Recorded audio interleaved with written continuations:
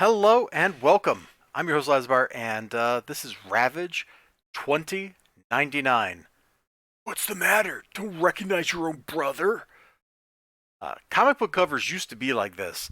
They used to have something dramatic or crazy on the cover. There used to be text boxes, you know, Spider-Man dies tonight or whatever, scrawled across there. And they used to just be kind of fun and stupid from that.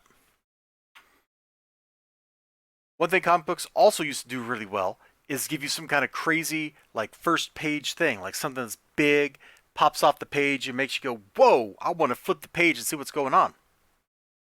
In this case, and you got to remember, Ravage 2099 is kind of like, a C-list comic. This is not like the number one thing going on. But we still follow those rules. So we got, boom, he's fighting this dude. Like, oh man, I got to transform, which he must have picked up that power at some point on that island in the issues that I haven't read. I got like one issue of that, and he was like being operated on by a mad scientist or something. I don't really remember. It was like the mutant island full of deadly radiation, and I guess he learned how to mutate on that island. But he gets a pretty cool fight sequence with this creature. It's got all the classic hallmarks of a pretty decent comic book. There's, lots of action. There's big, beautiful stuff going on. Crazy angles. Look at this pose. Dude, like, basically makes like a D with his arm and leg here and his back. And as he's fighting this thing, he's starting to figure stuff out. That's another classic comic book thing. You get little boxes and bubbles and stuff where the hero is figuring out what's going on, talking to himself, all that good stuff. Ultimately, this fight gets resolved, and that's when he kind of discovers that his brother's dead, and other things happen, and there seems to be a lot of backstory going on here that I, as somebody who's read 3 issues of Ravage 2099 in recent memory, don't really have a whole lot of what's going on there. But as he's figuring stuff out, we're figuring out with him. Like, we had a panel being attacked by the creature. We get a panel where the creature's not there. We get a panel where he's being attacked by the creature.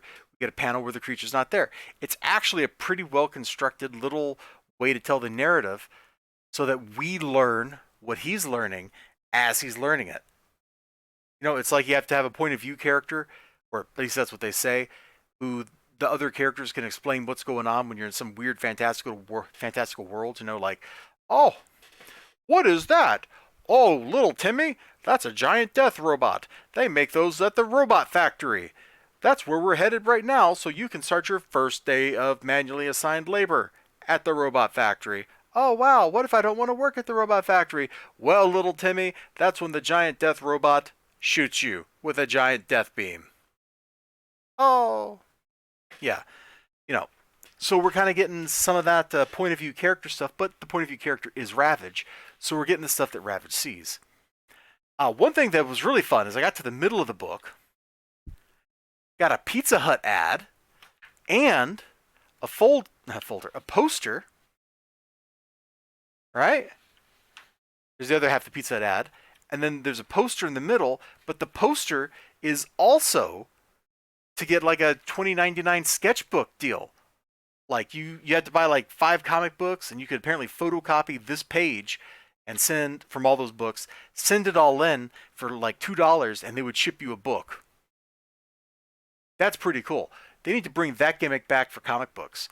I know Alterna had like Alterna coupons or something that they were doing for a little while, which you could redeem for swag you couldn't get anywhere else. Also, $2.99 for a personal pan pizza and a comic book or whatever. They also did this with VHS tapes, man. Pizza Hut was super rocking in the early 90s if you were a kid. Believe me, man, it was a treat every dang time. I love those personal pans. Let me find the bad guys, because after Ravage beats up the thing, and it goes on for a few pages. Yeah, here we go.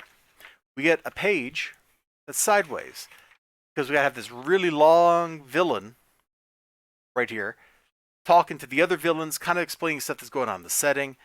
They're just having a villain conference. And by the end of the book, their villain conference results in some change-ups to the villain hierarchy. Not really knowing Ravage or what's going on at this point in time, I still had a fun time with this book. I'm not going to tell you that this is like the best comic book of, what year was this? 1993. I'm not going to tell you something crazy like that because I'd just be lying to you. But what I will tell you is this was fun. It's kind of dumb, and it was fun. And I don't know what else you can want in a comic book except to have a book that's kind of fun. So that's Ravage 2099 for you. You all take care of yourselves. Have a great one, and I sure hope to see you again next time. And hopefully, my squeaky chair was not too squeaky. Bye bye.